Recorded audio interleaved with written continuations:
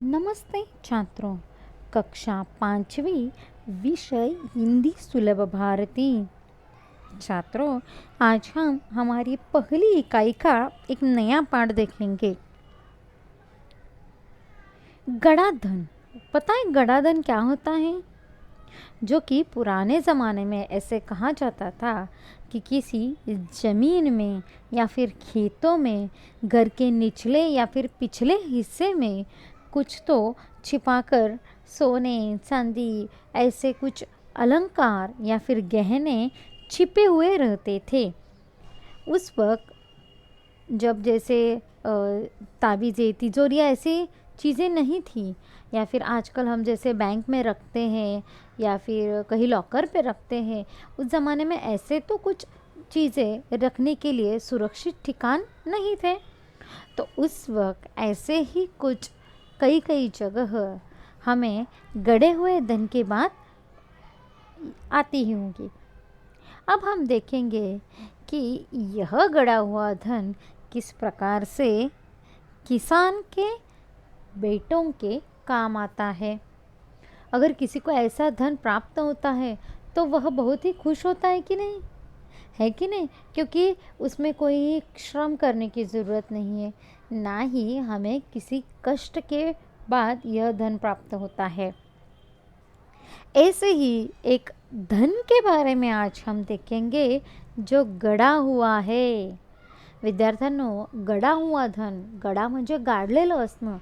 अगदी जुन्या काळामध्ये जेव्हा सोनं चांदी अलंकार सुरक्षित ठेवण्याच्या दृष्टिकोनातून एका ठिकाणी व्यवस्थित ठेवण्याकरता जागा किंवा सुरक्षितता नसायची, अशा वेळेस पूर्वीच्या काळी लोक अशा पद्धतीने जमिनीमध्ये, शेतामध्ये, घराच्या मागे किंवा घराच्या अगदी पायाखाली सुद्धा जमिनीमध्ये खोलवर असं धन गाडून ठेवायचे की जे आपल्या पुढच्या पिढीला उपयोगाला येईल किंवा अडचणीच्या वेळेस अशा वस्तूंचा वापर केला जाईल किंवा अशा पारंपरिक दागिन्यांचा वापर आपल्या पुढच्या पिढीसाठी होईल या दृष्टिकोनातून असं धन गाडलं जायचं. आता आपण हा पाठ हिंदीमध्ये बघूया कशा पद्धतीने ह्या अचानक लाभलेल्या धनलाभ झालेल्या या धनाचा या एका किसान म्हणजे शेतकऱ्याच्या मुलांसाठी कसा उपयोग केला जातो. क्रमांक 1, पाठ क्रमांक 10, गड़ाधन। सुनो, दोहराओ और बताओ। पहले छात्रों, मैं आपको इस पाठ का वाचन करके समझाती हूँ। सुंदरपुर गांव में रामदीन नामक एक किसान रहता था। उसके 4 बेटे थे। रामदीन स्वयं तो बहुत परिश्रमी था, पर उसके चारों बेटे बड़े आलसी थे। हर समय इधर उधर बैठकर गप्पे मारा करते थे। रामदीन उनके इस अल्लड़पन से परेशान था। उसे हमेशा बेटों के भविष्य की चिंता सताया करती। वह दिन रात यही सोचा करता कि बेटे अपना पेट कैसे पालेंगे। एक दिन वह इन्हीं विचारों में खोया हुआ था। तभी उसकी पत्नी ने झिझकते हुए उसे एक उपाय सुझाया। अब देखो, झिझकते हुए पत्नी ने क्या किया, उसे एक उपाय सुझाया। उपाय सुनकर वह कुछ देर सोचता रहा, फिर एकाएक खुशी से उछल पड़ा।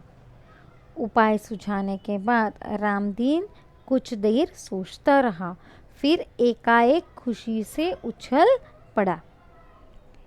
अगली सुबह रामदीन ने अपने चारों बेटों को बुलाकर कहा, मैं और तुम्हारी माँ अब बूढ़े हो गए हैं। हम दूर तीर्थ यात्रा पर जा रहे हैं। मैंने खेत में धन गाड़ कर छिपा रखा है। यदि कोई ज़रूरत पड़े तो उसे निकालकर उपयोग कर लेना।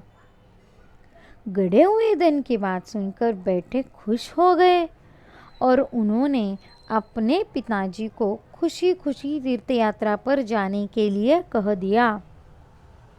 वे मन ही मन सोचते रहे।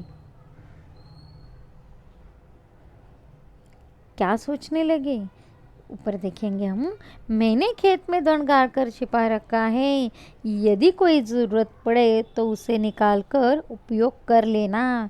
यही बात बेटों के मन में रही होगी।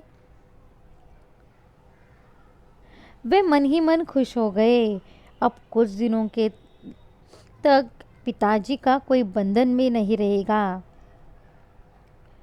देखो, हम यहाँ तक आज पाठ देखेंगे। एक किसान जिसका नाम क्या है बच्चों? रामदीन। और वह कौन से गांव में रहता था? गांव का नाम था सुंदरपुर। किसान को कितने बेटे थे? 4। किसान और उसकी पत्नी बहुत ही परिश्रमी थी। अब हम विस्तार से देखेंगे इस रामदीन की कहानी। सुंदरपुर गांव में रामदीन नामक किसान रहता था। गांव का नाम क्या है देखो बच्चों? सुंदरपुर। और वह किसान था, म्हणजे तो शेतकरी होता। उसके 4 बेटे थे। रामदीन को कितने बेटे थे? 4 बेटे थे। रामदीन स्वयं तो बहुत परिश्रमी था, पर उसके चारों बेटे बड़े आलसी थे। परिश्रम करना यानी मेहनत करना। रामदीन इतनी उम्र हो गई, फिर भी वह क्या करता था? खेतों में काम करता था, फसल उगाता था, बहुत ही कष्ट करता था खेती के लिए, अपने परिवार के लिए। लेकिन उसके बेटे हर समय इधर उधर बैठकर गप्पे मारा करते थे। बेटे क्या करते थे बच्चों? यहाँ वहाँ बैठकर गांव में, गलियों में, सड़कों पर हमेशा घूमते रहते थे, गप्पे मारा करते थे। रामदीन उनके इस अल्लड़पन से परेशान था। परेशान होना, त्रस्त होना। रामदीन को बेटों का इस अल्लड़पन यानी नाजानपन या फिर बचपना, बड़े होने के बाद भी छोटों जैसे व्यवहार करने वाले, अपनी जिम्मेदारी न समझने वाले इन बच्चों से रामदीन हमेशा परेशान था। उसे हमेशा बेटों के भविष्य की चिंता सताया करती थी। वह दिन रात यही सोचा करता कि बेटे अपना पेट कैसा पालेंगे। पेट पालना यानी बड़े होकर अपना कुछ उदर निर्वाह करना, अपना खर्च अपने काम से समेटना। वह दिन रात यही सोचा करता था कि बेटे अगर चारों बेटे बड़े हो गए और जिम्मेदारियां अपनी कैसी निभा सकते हैं। एक रात वह इन्हीं विचारों में खोया था। तभी उसकी पत्नी ने झिझकते हुए उसे एक उपाय सुझाया। झिझकना यानी संकोच करना। जैसे हमने झिझक इस शब्द का प्रयोग पेटूराम में देखा था। झिझक करना यानी संकोच आना, या फिर मन में दुविधा पैदा होना, मैं कहूँ या न कहूँ, ऐसी मन में परिस्थिति उत्पन्न होना। तो देखो, रामदीन की पत्नी, जो किसान की पत्नी थी, उसने कहा, एक उपाय रामदीन को कहा। क्या था उपाय? आगे देखेंगे हम। उपाय सुनकर वह कुछ ही देर सोचता रहा। पत्नी ने झिझकते हुए, संकोच करते हुए, मन में दुविधा पैदा करते हुए उपाय तो बताया। अब रामदीन ने क्या किया? सोचा और एकाएक खुशी से उछल पड़ा। उछल पड़ना यानी बहुत खुश होना, आनंदित होना, हर्ष होना। अगली सुबह रामदीन ने अपने चारों बेटों को बुलाकर कहा, देखो, रामदीन ने क्या किया? अपने चारों बेटों को तो बुलाया और कहा कि अब देखो, मैं और तुम्हारी माँ अब बूढ़े हो गए हैं। हम दोनों अब क्या हो गए हों? बूढ़े हो गए हैं। म्हणजे आता आमच्या दोघांचं वय झालंय, वृद्ध झाले आहोत आम्ही दोघं. म्हणजे कोण? तो शेतकरी आणि त्याची पत्नी. असं ते कोणाला म्हणाले रे? आपल्या मुलांना. हम दूर तीर्थ यात्रा पर जा रहे हैं। तीर्थ यात्रा यानी भगवान के दर्शन करने के लिए हम दूर जा रहे हैं, मंदिरों में कहीं और प्रार्थना स्थलों में हम जा रहे हैं। मैंने खेत में धन गाड़ कर छिपा रखा है। रामदेव ने क्या कहा बेटों से कि मैंने क्या किया है? जो धन है वह कहाँ रखा है? खेत में गाड़ कर छिपा रखा है। यदि कोई ज़रूरत पड़े तो उसे निकाल कर उपयोग कर लेना। अगर ऐसी ही कोई आपको ज़रूरत आ पड़े तो आपको क्या करना है? खेत में से सिर्फ वह धन निकाल कर आप इस्तेमाल कर सकते हो। गड़े हुए धन की बात सुनकर बेटे बहुत खुश हो गए। अब देखो, चारों बेटों को तो खुशी भी समा नहीं रही थी कि पिताजी ने क्या किया। खुद तो जा रहे तीर्थ यात्रा पर, लेकिन हमारी पूरी नियोजन करने के बाद जा रहे हैं। उन्होंने अपने पिताजी को खुशी खुशी तीर्थ यात्रा पर जाने के लिए कह दिया। उन्हें तो बहुत ही आनंद हुआ